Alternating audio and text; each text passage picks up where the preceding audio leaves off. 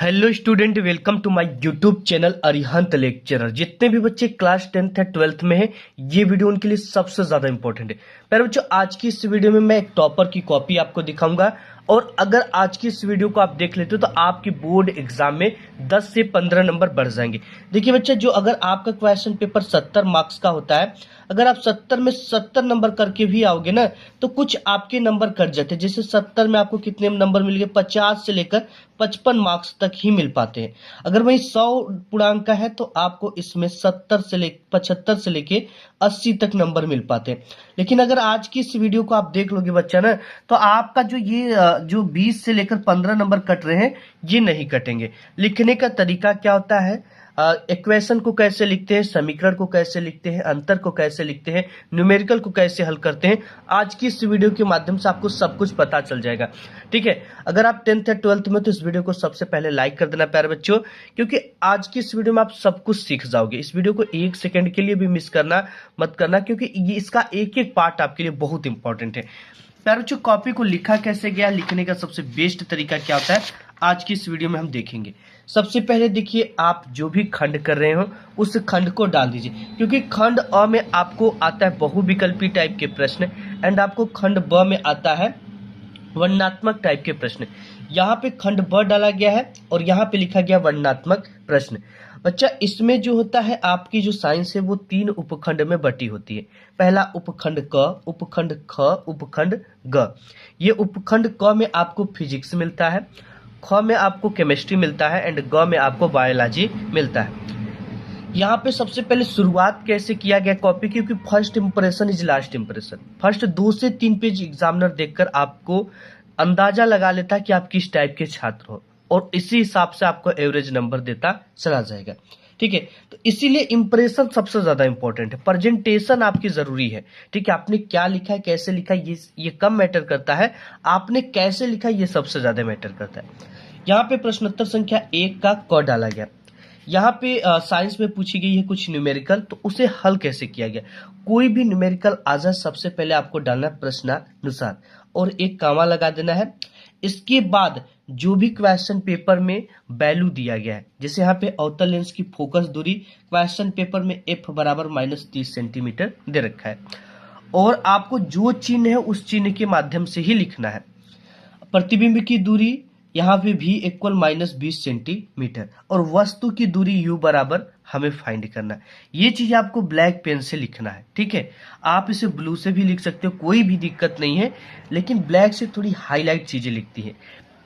और देखो, ये इसलिए किया जाता है क्योंकि जो क्वेश्चन न्यूमेरिकल होता है, न्यूमेरिकल वाले क्वेश्चन में आपको स्टेप मार्किंग मिलता है। ठीक है, स्टेप वाइज मार्क्स मिलते हैं। ये भी आपका एक स्टेप हो गया यहाँ से लेकर यहाँ तक। इसकी भी आपको अगर 2 नंबर के तो आधे नंबर मिलते हैं। अब यहाँ पर लेंस के सूत्र का उपयोग किया है बच्चे ने और यहाँ पर इस तरह से देखिए लिखा गया कि 1/f equal 1/v minus 1/u। ये है लेंस का सूत्र। ठीक है, ये सूत्र जरूर लिखना क्योंकि इसका भी आपको नंबर मिलते हैं। अब यहाँ पर सूत्र में ही सभी वैल्यू को पुट करके इस तरह से लिख दिया गया है। ठीक है, इसे आप सिंपली समझ सकते हो। इसका इधर मल्टीप्लाई, इसका इधर, और इधर होने के बाद ये आया और आने के बाद बच्चे यहाँ पे इस ऐसी सिचुएशन बनी, u बराबर -60 सेंटीमीटर आंसर आया। ठीक है, आंसर को इस तरह से ब्लैक पेन से अंडर जो है अंडर लाइन करते हुए आंसर लिखना है ब्लैक पेन से और वस्तु की 60 सेमी की दूरी पर रखना चाहिए। ये निकल कर आया है। ठीक, वस्तु की दूरी ही पूछा था, इस तरह से निकाला है और ये 2 मार्क्स का था तो इसे 2 मार्क्स पूरा का पूरा मिले हैं। ठीक है, अब इसके बाद आपका देखते हैं दूसरा क्वेश्चन क्या है इसमें आया। अब यहाँ पर है प्रश्नोत्तर संख्या पहले का ख में क्या दे रखा है, ख में पूछा गया निकट दृष्टि दोष क्या है और इसके निवारण के कारण। यहाँ पे लिखा गया प्रश्नोत्तर संख्या पहले का ख। अगर आप प्रश्नोत्तर संख्या नहीं डालना चाहते हो तो यहाँ पे पहले का ख भी डालकर लिख सकते हैं। ठीक है, हेडिंग देखिए, पूछा गया निकट दृष्टि दोष। यहाँ पर बच्चा निकट दृष्टि दोष ब्लैक पेन से डालते हुए इसके नीचे डबल पाई स्केल से खींच दिया गया है। ठीक है, अब यहाँ पर देखिए उसकी परिभाषा लिखी गई है, निकट दृष्टि दोष किसे कहते हैं उसके बारे में बताया गया।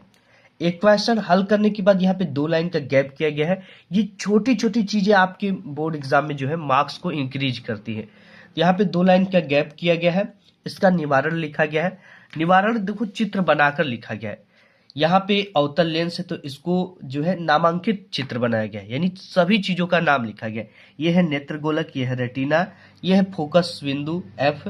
ठीक है, इस तरह से आपको लिखना है और एरो आपको जरूर दिखाना कि ये किधर आ रही है और किधर जा रही है। यहाँ पर भी एक एरो इस तरह से लगा होना चाहिए। ठीक है, और इसका निवारण करने के लिए यहाँ पर इस तरह से लिखा गया और ये 2 नंबर का था तो 2 नंबर बच्चे को मिला है। ठीक है बच्चे, तो ऐसे आपको क्या करना है, लिखना है। इसके बाद नेक्स्ट देखते हैं। यहाँ पर नेक्स्ट आपका आ जाता है प्रश्नोत्तर संख्या 2।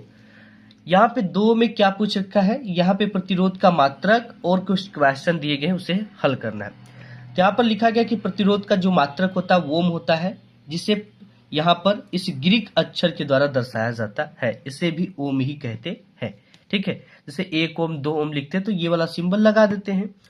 पहले तार का प्रतिरोध इस तरह से निकाला गया। देखो न्यूमेरिकल जब भी लिखेंगे तो इस तरह से लिखेंगे। क्या क्या दे रखा है इसको लिख लेंगे। यहाँ पर इसका जो सूत्र होता है उसको लिख लेंगे। ठीक है, R1 बराबर रो इंटू एल बाई ए। अब यहाँ पे R1 की वैल्यू दे रखा है, इस तरह से सब कुछ लिख लेना है। ठीक है, अब इसके बाद नेक्स्ट पेज पर ये किया गया, देखते हैं। यहाँ पर न्यूमेरिकल को आगे किया गया इस तरह से, और यहाँ पर देखिए सूत्र का जो भी चीजें आप जैसे साइन थीटा, थीटा बराबर जो भी चीजें रखते हो आपको साइड में दिखाना है, इससे एग्जामिनर को आसानी होती है कॉपी चेक करने में।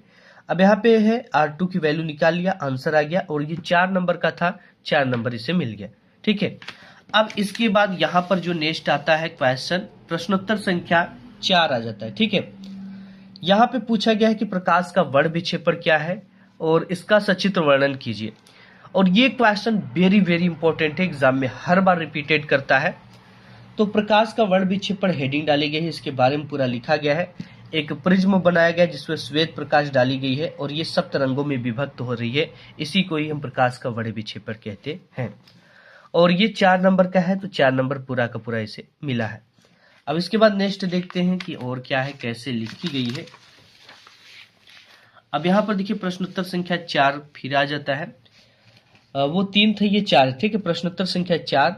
अब यहाँ पे क्या, चुंबकीय क्षेत्र में किसी धारावाही चालक पर लगने वाला बल किन किन बातों पर निर्भर करता है, ये पूछी गई है।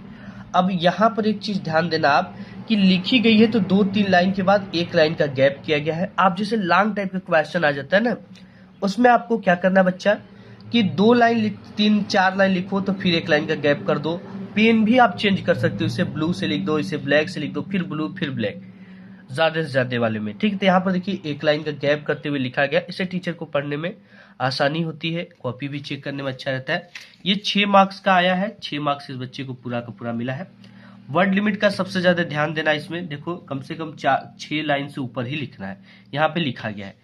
अब इसके बाद आपका आ जाता है उपखंड ख। देखिए प्रत्येक खंड को चाहे उपखंड को नए पेज से आपको स्टार्ट करना है बच्चा। यहाँ पर देखिए उपखंड ख को नए पेज से स्टार्ट किया गया। प्रश्नोत्तर संख्या 5 है। 5 का क यहाँ पर दे रखा है, क जरूर डालना है। बेकिंग सोडा बनाने की विधि, ये भी बहुत इंपॉर्टेंट है, रिपीटेड है, हर साल के प्रीवियस ईयर पेपर में ये पूछा गया है। अब यहाँ पे इसकी पूरी विधि लिखी गई है इस तरह से, जैसे जैसे ये बनता है। इसका रासायनिक समीकरण इस तरह से लिखा गया है। रासायनिक समीकरण को आप ब्लैक पेन से भी लिख सकते हो, लेकिन ये भी तरीका अच्छा है। अब इसके गुणधर्म के बारे में लिखा गया इस तरह से, ये क्या होता है, ये सफेद क्रिस्टलीय ठोस है, ये जल में घुलनशील है। 2 नंबर का है तो इसे 2 नंबर पूरा का पूरा मिला है। इसके बाद देखते हैं नेक्स्ट क्या चीजें की गई है। अब यहाँ पर है प्रश्नोत्तर संख्या 5 का ख में क्या पूछ रखा है, पीएच मान पूछ रखा है और उसके जो सांद्रण वगैरह पूछा गया है। तो यहाँ पर देखिए लिखा गया है पीएच मान क्या है, शुद्ध जल में हाइड्रोजन आयनों का सांद्रण कैसे होता है।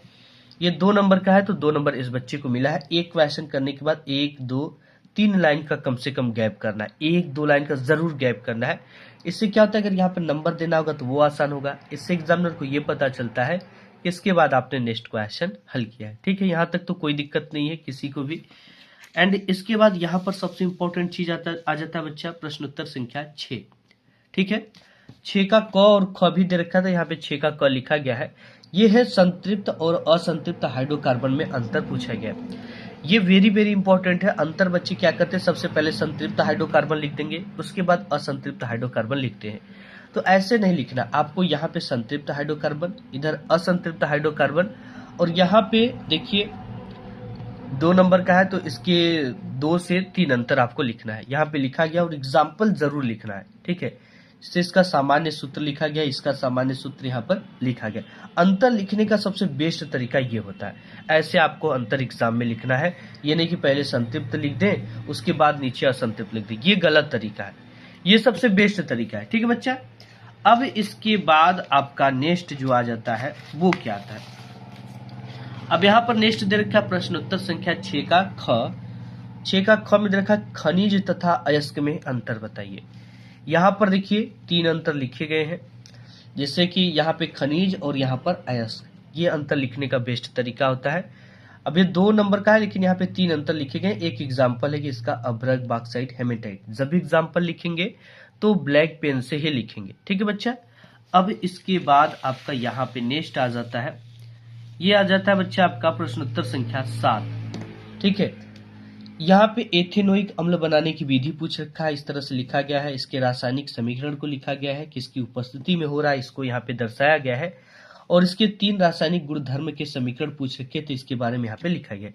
ये टोटल 6 नंबर का था तो यहाँ पर इसको 6 नंबर मिले हैं, ठीक है। ऐसे आपको भी लिखना है जैसे यहाँ पर ये कॉपी लिखी गई है बच्चा। वीडियो को अभी तक लाइक नहीं किया तो लाइक कर दो, अपने दोस्त यार में से शेयर कर दो ताकि उनको भी आइडिया लग जाए कि एग्जाम की कॉपी को कैसे लिखी जाती है। साफ सुथरा स्वच्छता पे सबसे ज्यादा ध्यान दिया जाता है, ठीक है। अब यहाँ पर देखिए उपखंड ग को नए पेज से स्टार्ट करना है। प्रश्नोत्तर संख्या 8 आ गया है। अब इसमें कह कि प्रभावी तथा अप्रभावी लक्षण के बारे में बताइए, यहाँ पर लिख दिया गया है, 2 नंबर का है, 2 नंबर मिल गए। 8 का ख है कि भोजन के पाचन में लार की निम्नलिखित भूमिका क्या होती है, इसके बारे में यहाँ पर लिखा गया है, 2 नंबर का है तो इसको 2 नंबर मिला है। अब यहाँ पर आपका नेक्स्ट आ जाता है बच्चा प्रश्नोत्तर संख्या 9, पौधे में जल का परिवहन मुख्य रूप से जाइलम उत्तक द्वारा होता है। यानी पौधे के बारे में 4 नंबर का पूछा है कि पौधे की जो परिवहन होता है वो कैसे होता है, जल का अवशोषण होता है, जाइलम में परिवहन होता है, वाष्पोत्सर्जन होता है, तब ये पूरी प्रक्रिया एक पौधे में होती है। ये 4 मार्क्स का है तो 4 मार्क्स इसको मिले हैं। एंड इसके बाद नेक्स्ट देखते हैं क्वेश्चन, यहाँ पे 9वें के बाद 10वां क्वेश्चन है। ये पूछा गया कि परिवार नियोजन क्या है, परिवार नियोजन रोकने की विधियां। यहाँ पर देखिए लिखा गया है परिवार नियोजन की स्थायी विधि होती है जिसमें पुरुषों की नसबंदी होती है और महिलाओं की भी नसबंदी की जाती है। इसके बारे में इस तरह से लिखा गया है, तो ये पूछा गया है स्थायी 2 विधि को बताइए। तो ये स्थायी होती है, नसबंदी हो जाता है तो ठीक है, और परिवार नियोजन किसे कहते हैं ये लिखा गया है। तो इस तरह से देखिए 10वां क्वेश्चन किया गया है जो 4 मार्क्स का है, 4 मार्क्स इसे मिले हैं। इसके बाद लास्ट क्वेश्चन 11 नंबर आता है। इसमें प्रश्नोत्तर संख्या 11 दे रखा है, पुष्पी पादपों में लैंगिक जनन पे क्या है, एक आपको लेख लिखना है या निबंध लिखना है। यहाँ पर देखिए 4 लाइन ब्लू पेन से, 4 लाइन ब्लैक एंड ब्लू। इसे पढ़ने में आसान होता है, देखने में भी सुंदर लगता है। ये 6 मार्क्स का है, इस बच्चे को पूरा का पूरा 6 मार्क्स जो है मिले हैं, ठीक है। ऐसे आपको अपने एग्जाम में लिखना है। वीडियो पसंद आए तो लाइक करना, अपने दोस्त यार में शेयर करना। मिलूंगा एक नेक्स्ट वीडियो में, तब तक के लिए धन्यवाद।